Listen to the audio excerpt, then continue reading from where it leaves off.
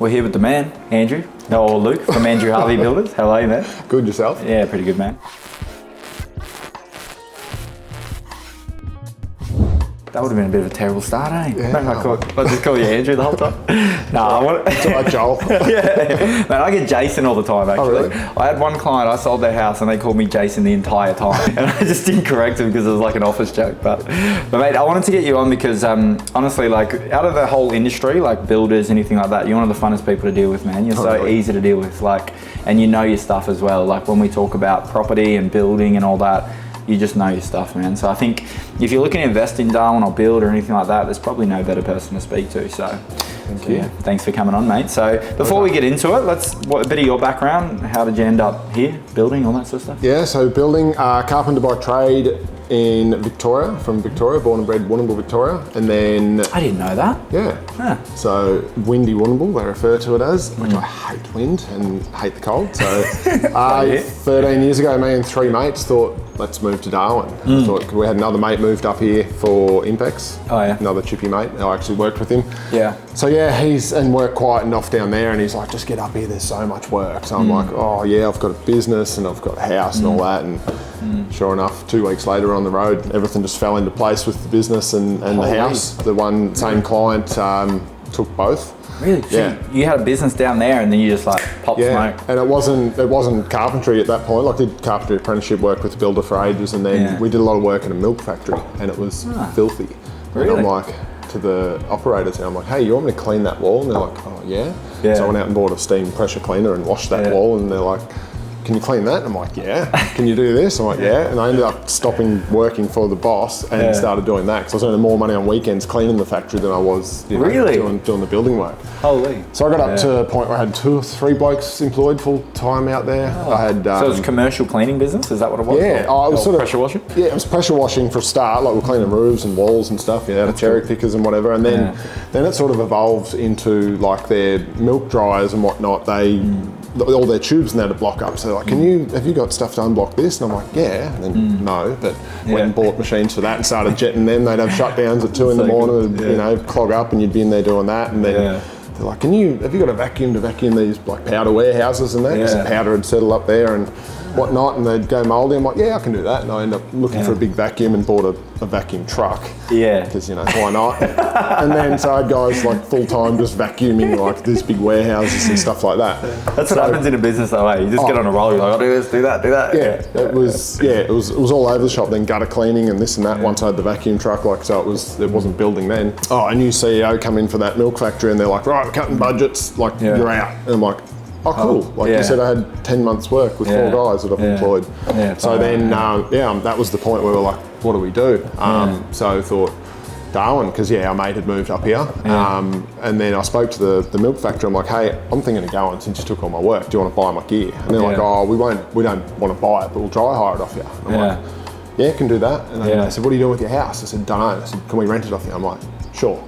So it was literally 2 weeks or 3 weeks later, we were on the road, everything done, like just falls into place. None of us had been here before, got up here and drove around, and it was all block and steel trusses. And I'm like, I can't do any of this. Like, that's not what carpentry is in Victoria. It's all timber down there, all right? Timber, and there wouldn't have been prefab frames, it was all knock it up on site. A bit of both, but and like we do more as the carpenters, you're setting up slabs and you're doing like a more from start to finish, whereas up here they get crews in, we subcontract everything out and it's all specialised crews. But I'm looking around going, I can't be a carpenter up here, they're welding steel trusses. I'm like, what I'm going to do. But then picked up a job as a supervisor for a builder up here. So I had a contact with a guy that was in sales with this builder. He was from Warrnambool, and then started working with them as a supervisor, which was awesome because it's pretty hot on the tools up here. Don't know if you know that. Oh, mate. So I sort of skipped that part of it, which was good. And then did a couple of years with them, and then moved over with Andrew Harvey, and been with them for 10 odd years, over 10 years now, I think. So just run all the sites for them. All the trades and supplies and whatnot, quality control, and don't have a lot to do with the clients on that front. Until a couple of years ago, we were a bit quiet up here. The industry was a bit quiet, and we weren't getting too many sales locally. So I sort of started to reach out into like the DHA investment properties. You're doing a few of them now, hey? Lots, and all mainly interstate clients, because it's they just love the DHA model. Like it's 12-year lease locked in before you sign up for the build or the land or anything. You've got a lease locked in place. So that's I sort of got into the sales role a little bit, which I'm no salesman, but I know building. So and I'm very interested in investing and whatnot. So that's sort of a bit of a passion of mine. So that's how I got into that side of things. And so plenty of DHA sales, and also we do like standard investment homes as well that don't come with the long-term leases. But it's awesome. It's me in a nutshell. Yeah, mate. Yeah, I think the good thing about, like you said, that you're not really a salesperson, and like some of the best salespeople aren't. But the best salespeople I know don't really feel salesy. They feel like more advising. Yeah. And I get that vibe from you when I speak to you. I never feel like I'm ever pushed in anything. I'm sort of educated into it, So, we've had some discussions around like sales systems and things like that, which is like awesome for your business. But at the cold front, when people first contact you, how you make them feel, that's like really important. You know? So, with Andrew Harvey Building, like just as it is, every time I sell something, so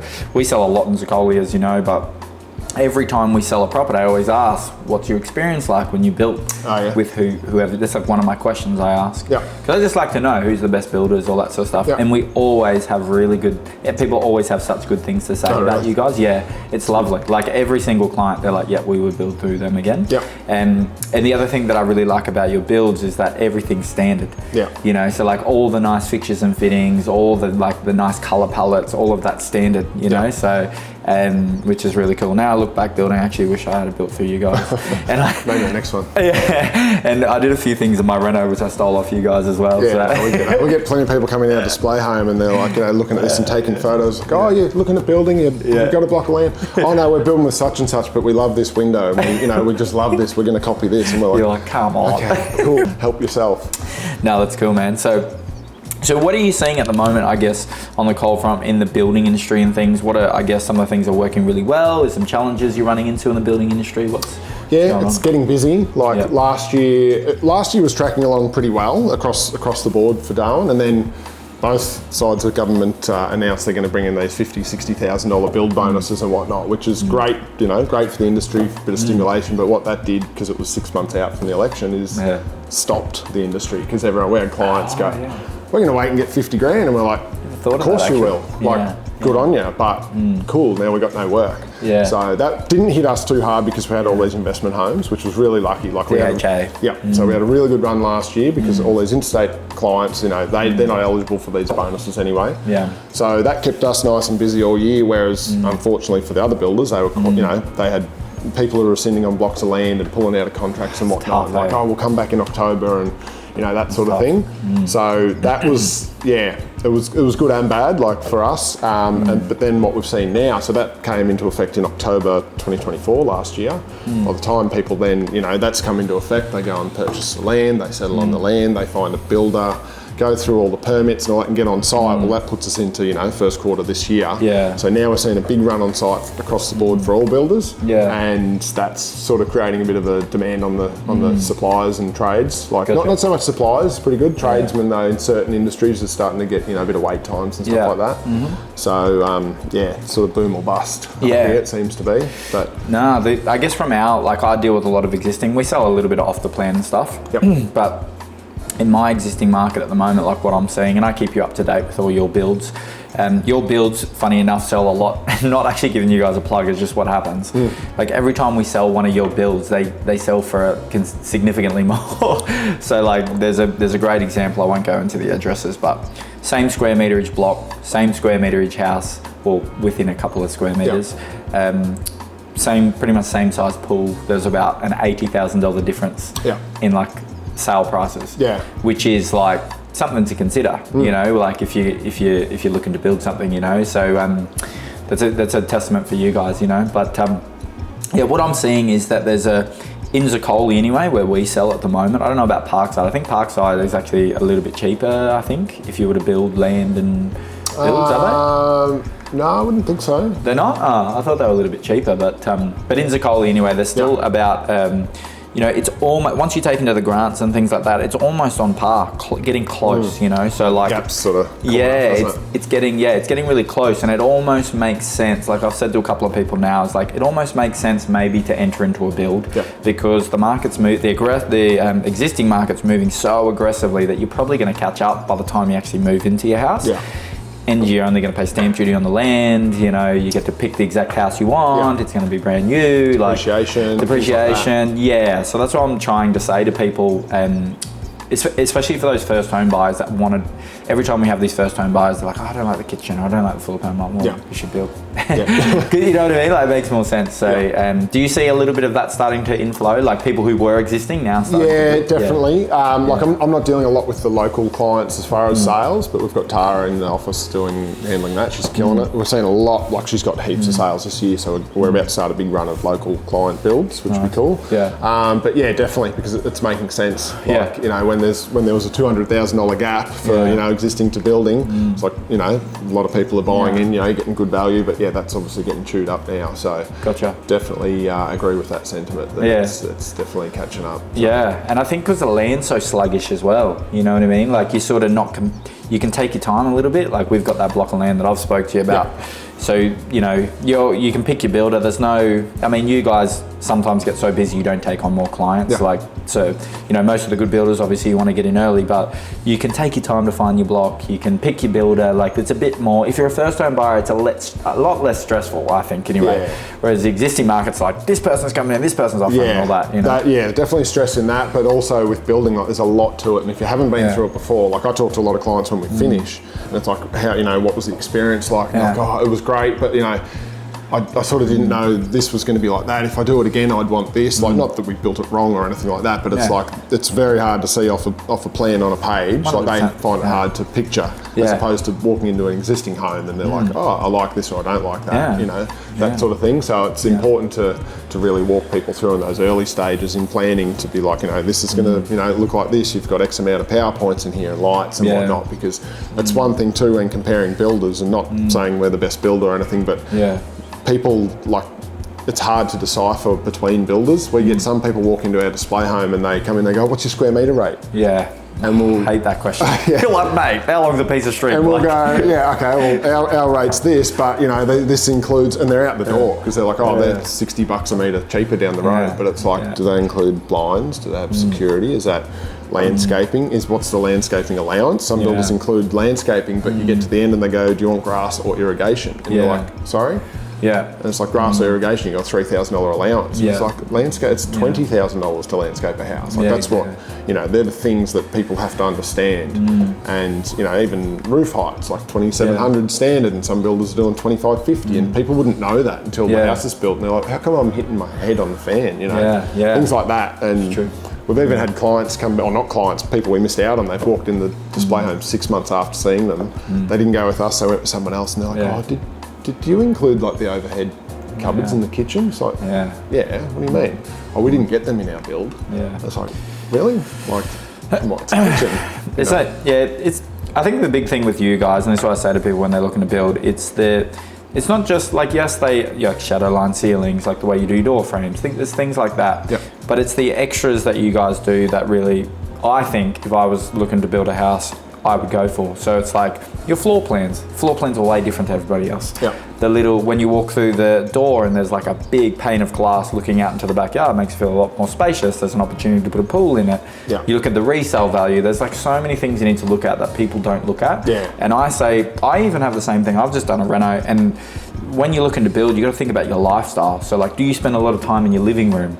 Well, you probably don't want your laundry that close to your living room because the washing machine is going to be going all the time. Or, you know what I mean? Like there's just, there's so many things to consider. You actually just don't know until you build something, right? And you can't sometimes. So it can be difficult like that, man. So we've obviously gone into the building side with you, but you're a pretty keen investor as well, because that's where we sort of vibe. I'm like, you know, especially when you told me about the one you did in Bees Creek, I think it was, you're starting to do that. That was like, I thought that was funny. We're at an open home and like I spoke to you, I think, for the whole time. You want to buy the house? I'm like, sorry, mate, I gotta go. That's where we sort of sparked it up. Tell us about some of the, like, first of all, like what got you interested in property? Obviously you're a builder, but like what's some strategies that you're starting to implement now personally as an investor? Yeah, so investing wise, got it wrong the first few times, like I think most investors do, you know, like you buy where you live is a big one. And, you know, because it's close and you can drive past and see if they're looking after the lawns and all that sort of thing. But who knows if that's the right market sort of thing. Chances are it's not. So built in Victoria, which was my home, which was fine. Did that, and then up here again, built at the last peak, like when we got up here, built and put way too much money into it, overcapitalised, thinking, I could sell this tomorrow for X amount. I could make 150 grand, and then like by the time I finished, I'm like, oh, where'd the market come? Like you and everyone else, mate. So you can get stuck pretty quick doing moves like that. So then, just gotten like really educated around it, I suppose, with different podcasts and whatnot, and one that you and I both know with Australian Property Scout. They're awesome. If you go watch their podcast, actually, if you're a keen investor. Scouting Australia podcast, they're awesome. Got so much knowledge. There's so much free knowledge on that. But then I also paid education. People shy away from it, and like I bought their School of Property as their online education. You know, it's a few $1,000s. I think I got it the day it came out, so there was a deal, but it might be $5-6 grand now. But man, I'd pay, knowing now what I've learned from it, I'd pay 50 grand for it because now, like I said, I bought a 20-acre lot in Bees Creek, which I'm in the middle of developing now. So subdividing that, which is cool. But just the strategies. You bought well there too. You bought real well there. Put the balls on the line for that one. It was under auction too. So under the hammer, and they're like, right, 10% deposit, and I'm like, I don't have it. And they're like, you have to, like, you're contractually obliged. I'm like, I got it. So what can we do? Like, 10 grand. I put 10 grand down. Like it's 10%. And I'm like, what can we do?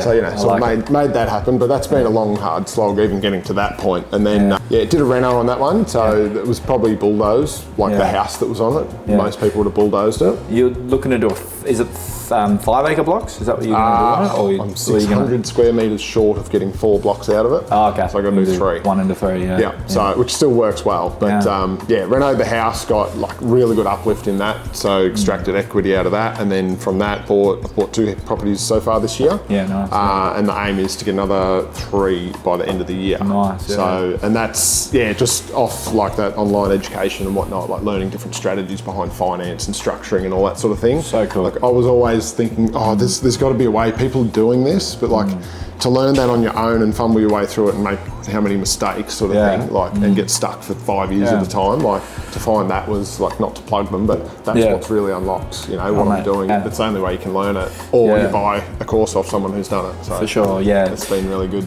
So you're looking to do, for people who don't know the market here, Bees Creek's a rural area. It's a pretty popular sort of area. A lot of people sort of flooding that spot. It's in a good location.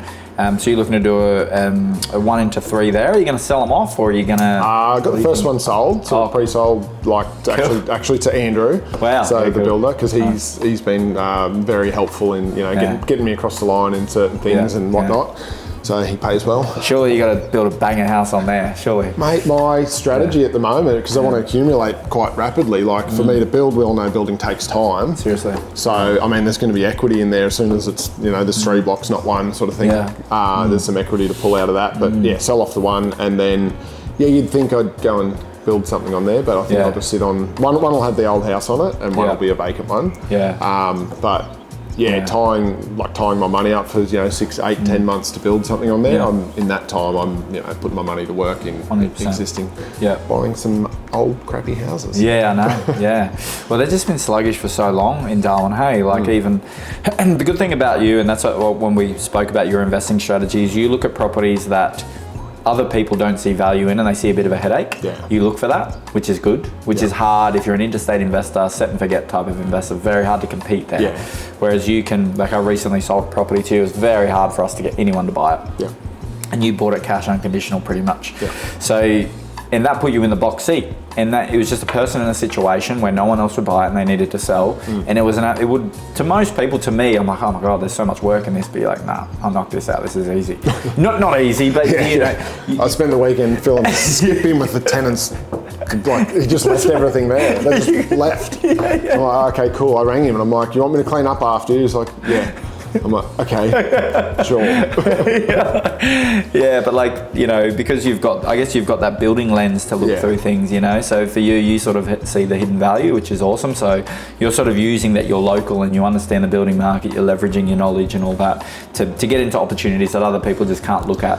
Yeah. You know. And I wouldn't look at that interstate either. Like, it's purely luck that I'm here and have the trades around me that can help me out. Yeah, for sure. And the other thing I do like about Darwin as well, actually, like investing here, is like low set houses, block, like they're solid. Yeah. They're not going anywhere. Like that's the cool thing about them. Hey, like you look down south, like I've just bought something on the Goldie and mate, the house is like, it's going to fall over soon. Maybe not, but like, it's not solid like Darwin. Like you've got old 3-in-1s. That's what I mean. Yeah. So it's like, people go, oh, you know, like they're a bit rough. I'm like, yeah, mate, but you could drive a bloody bulldozer at it and it'll probably still be standing, you know? Yeah, that's it. And even, like termites is a big thing for interstate people. They get the building pest reports when they buy these houses, and like that's the first one I bought this year, not through yourself. Sorry.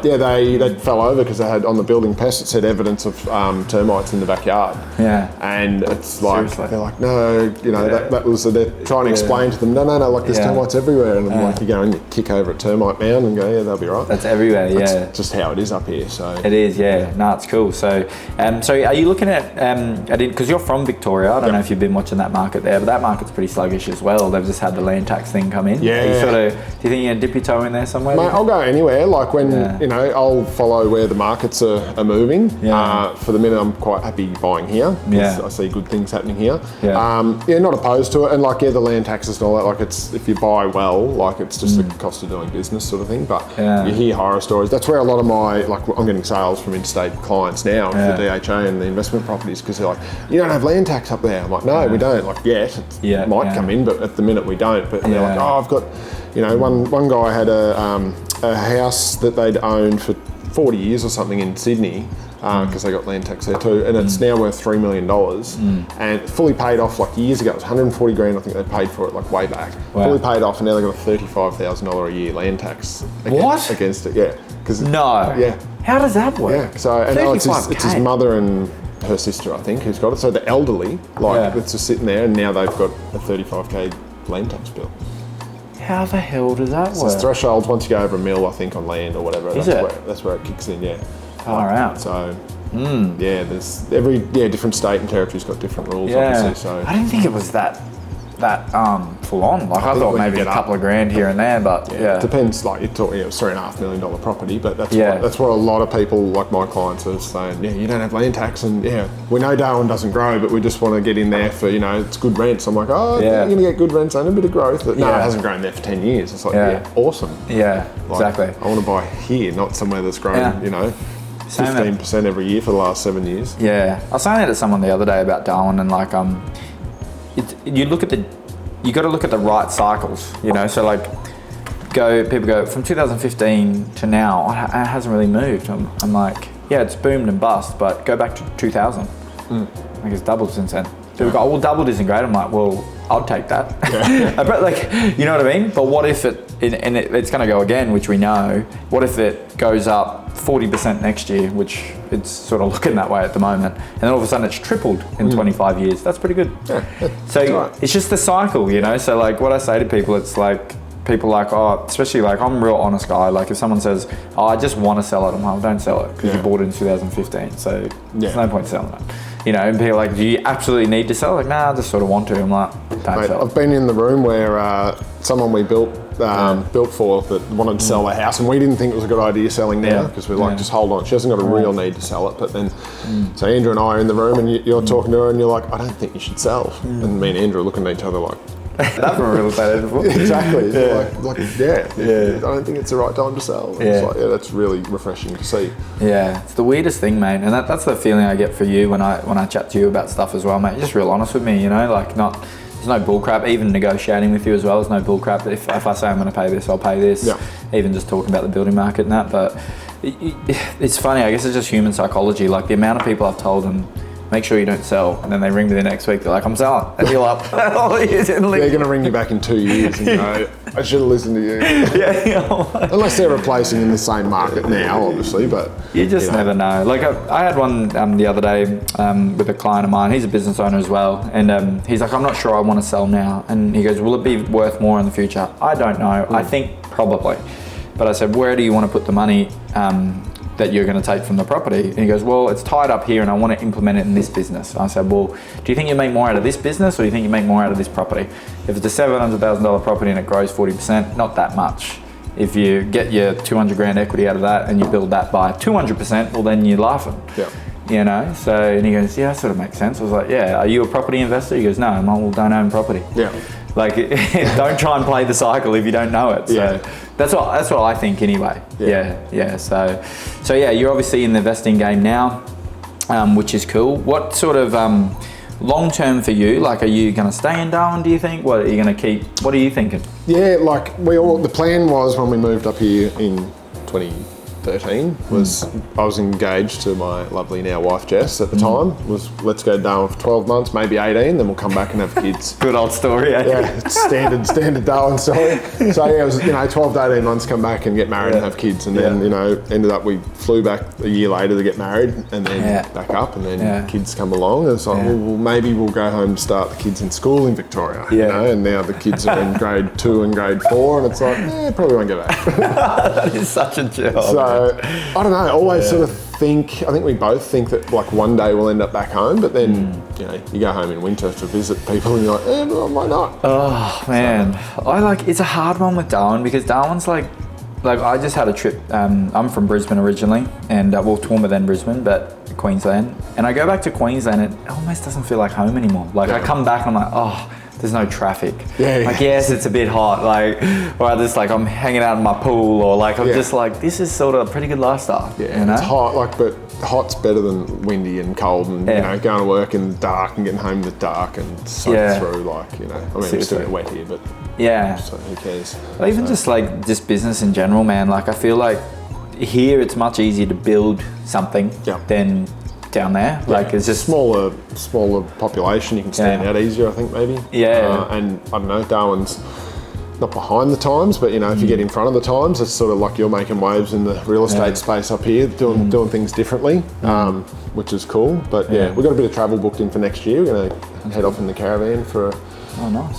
Who knows? There'll be months and months, but... oh, really? Cool. Yeah. I didn't know that. That's awesome, man. So obviously with the kids. Yeah. That's cool. I'll even take the wife. Really? You're just by yourself. But so we're planning to head off early next year. We'll still be involved with Andrew Harvey Building and selling, like doing all the sales and whatnot for the investing side of things, because I don't see any of them clients in person anyway. So I can still do that thanks to Starlink. So we've got plans in place for next year for another foreman and whatnot to come in. And that's so cool. So do a bit of that, and not looking for, a lot of people do the lap and look for somewhere to relocate. Like that's not what we're doing it for. It's just do that before our eldest boy hits high school. So he'll be grade 5 next year. So it's sort of like What's that age like? Awesome. So they're 7 and 9 at the moment. So I think 8 and 10 when we go, like they'll be perfect for on the road. They can walk themselves, they can eat themselves, they can dress themselves. All that sort of thing. So we've got friends and doing it, all different age kids, and I'd never do it with an 18-month-old again because it's hectic and whatever, but they all love it. So always wanted to do it. Not the right time probably work-wise to take off. Because we're coming into our cycle. But if I don't do it now, I'll never do it. So. It's interesting, like with that, hey, like people look like, oh, it might not be the right time. Like, well, when is the right time? Like you just got to do it, eh? Like, the right time for us is not when the kids are in high school and don't want to leave their friends and all that sort of thing. So, and we want them to be back for the start of high school for those formative years. I've still got best mates from high school times and whatnot. So that's important to be back for that. And as I was saying, we're not going to look for somewhere else to settle. Like Darwin's our home now. So and like I say, with business and whatnot, like it's really good opportunities here, and not going to find that anywhere else, I don't think. I think your relationship too, man. Like with Andrew and all that. Like you guys have built such a level of trust probably with each other that it's just like he'd probably be stoked that you want to stay and travel. You know what I mean? Like he'd be like, oh, you can travel and stay, awesome, because that gives him a certain level of structure to his business and things that you know how to do. And it's obviously upsetting the apple cart, like with me leaving, but I mean, there's a year's notice, and we've got plans in place and whatnot. And I'm not just saying see you later. Like keep the sales coming through. Like we're still getting local sales. It's not. He doesn't just need me for sales. But the on-site side of things. But I mean, I'm so lucky because of Andrew, and the trade base that we have. I went into work today at 10:30, and they're all like, "Oh, you're still here? I thought you were on your trip already." No, I just had a busy day in the office. And they're like, "But our sites, because the trades are so reliable, and we've had trades that have been under Andrew for 25 years, like the same guys." It's so cool. And that's a big thing with picking a builder as well. Like it's not just price, square metre rate, and that sort of thing. It's like, is your home going to get built in 5 months? Because when it is busy, and some builders are waiting 3 months for a block layer.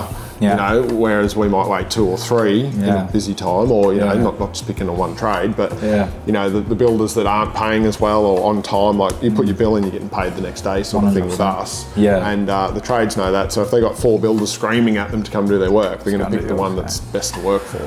I've been in that, if you're building a house right now, there's so many different things to look at, and the mistakes I've made is going for the cheapest. I know that's the age-old thing, but you pay for what you get. And it's the same with anything, and you'd be surprised, when people are picking real estate agents, how many times they pick the cheapest, and you're just you're gonna put the largest asset that you have in your over $4,000. And give it to the cheapest person. Do you know what I mean? It's just if you went to a doctor or a dentist or something, you'd probably pay a little bit more for a good one, So, the biggest mistakes I made when I built, the first house I built was in Brisbane before I came up to Darwin. I built that, age-old story. I picked the cheapest builder. Took 3 times as long as all the other builders. I bought my block first, and I was the last person to move in. Oh, really? On my whole street, I was the last person to move in. So, and it was just it was a lesson that I thought I'd learned until I got to Darwin, and I was so my first investment in Darwin, I built 2 dual occupancy properties right beside each other in Zicoli, and I went around to all the different builders, and what I found, which I actually didn't talk to you guys, I'm pretty devo, I didn't actually, but what I found is what most builders, when I spoke to them, again, it comes down to the sales thing. I feel like if I sat down with you, you would have been able to close me, because you would have just laid it out, mate, don't do this is going to take this long, use this, blah, blah. It would have been no bullshit sort of thing. And when I first started building, every builder I went to was all bullshit, except one guy, so, but that one guy happened to be the cheapest and took the longest, which we won't go who it was. So I think if you're, a first home buyer or investor or anything, whatever builder you're going with, the best possible thing you can get is reviews from clients that have built through them. Go to a builder and go, look, I know this is a bit of a weird thing, but do you mind if you just contact 3 of the people that have recently built through you? Can I have a chat to them? You don't have to go into numbers, you don't have to do any of that. They're going to tell you exactly what they're like. And they're going to say they built on time, any problems that came up they fixed, and they're really happy with the product, whatever. That tells you everything you need to know. You know what I mean? I think anyway, that's the best way to pick a builder, right? Yeah, that's it. And you see a lot on Facebook, on the different groups and whatnot, hey, we're looking to build, who do you recommend? And the first 20 comments is all either the builder or relations of the builder going, this builder's great, this builder's great, this builder's great. And then the comments start coming under them. It's nah, I wouldn't go with them. And we don't put our name forward. We just, Andrew likes to fly under the radar, which is really sort of, when you try and advertise and stuff, it's hard when he doesn't want his name out there. No, he does. But we're our goal is to get repeat clients. In 5 years' time, you walk back in and go, right, we're ready to upgrade, or it's their son's coming in and we're doing that sort of thing. That's how we get ours. We're not the flashiest marketers or anything like that. And that we might lose some sales on that because some builders have got the websites and the flash cars and this and that and whatever, and they must be good. But we don't put our attention into that. We put it into building a good home. So that's I still remember the first AHB build I sold was on Blacktop Street, and I'd never seen that floor plan before. Oh, right. It was probably it's probably my second year in real estate, and I walked in, I was like, who the hell built this thing? And they're like, oh, AHB. I'm like, I've never heard of them. And I'm like, I looked through them, I'm like, man, it looked like something in it had a different style to everything I'd seen. And I was like, this is, and I remember trying to find you guys. I was trying to find you guys was hard. But it was it sort of got that what's that feeling when you sort of wanted it more? Like you can't fight. Scarcity. Yeah, I'm like, oh, this is cool. It was sort of like, it was like a privilege to have your product sort of thing. So like, and I remember I sold that one. I was like, oh man, that was so nice. And that's where I got that big window idea and the kitchen the way it was, and like how you do that. It's like a little nib wall in the bedrooms where it's I love that. Oh, so nice. You can steal that. Oh yeah, it's so not. But no one else was doing it, so I was just like, this is really nice. And then I'm like, man, I've got to have a look more at these guys. And then I sold one that was like exact replica of your display home, your old display home, and that I like fell in love with that. And I was just like, oh my God. And then what I noticed, every time I sold a property, it would sell really quickly and it would sell for a little bit more. And then it just became this thing in our office every time we sell properties that like through you guys are like, we got this nice Andrew Harvey build coming up, and buyers like, oh okay, we'll wait for that one. But I'm not even trying to like blow your tires up. Like I'm actually just, that's the truth. People are like actually, if they're looking to buy in Zaccoli, they're looking for a certain type of builder, like you guys, and also Captivate sometimes really sought after as well. So you sort of have this, not to put anyone else down, but you I feel like you're sort of, if you want like a really nice build, sort of go to you guys. Like it's sort of Captivate or you guys. Like and they're, just to give you an idea, every property that I've sold has sort of set a record for that type of products. Like Ghost Gun, we sold it for too much and the valuation fell over because it had like 4 people on it. We've just put Wunsch under contract for, that's under contract. So and that's under contract for a price that there's nothing like that in the suburbs. So it's definitely a testament to you guys, man. So far out, we've gone into a lot, man. I keep one of those guys I just keep chatting to. Like our phone calls, if we ring you about something for 2 seconds, it's like, I gotta go. We're like 40 minutes. Like, my miss hates it, mate. She knows your number now, You know, you come up in my phone. She's like, oh, can we just drop the kids off first before you get into this? I'm like, yeah, right. What, for the weekend? No, but I appreciate you coming on, mate. It's awesome, and you're so good for I think the building industry, but also just to have a chat to about investment stuff, mate. So if you guys are looking to build or just want some advice on anything building, definitely get in touch with Lukey and Andrew Harvey. They're awesome. So display home, 18 Billygoat Street in Zaccoli, open on weekends. So Actually, before we go, remember that time I went to your display home and I walked into the wrong one? Remember that? Looking out the glass, I'm like, no, that's not us. Like the big sign writing on both front doors. Like, was that the worst day that day? Over here. I'm like, oh, sorry, mate. I had the worst day. I had like 15 things happening. I was not even thinking. I just parked up and like walked in this drive. You're like, oi, and I'm like, oh shit. And you still made the time to come see me, so I appreciate it. Yeah, nah, all good, mate. Thanks, man. It's been good. Awesome. Cheers. Thank you.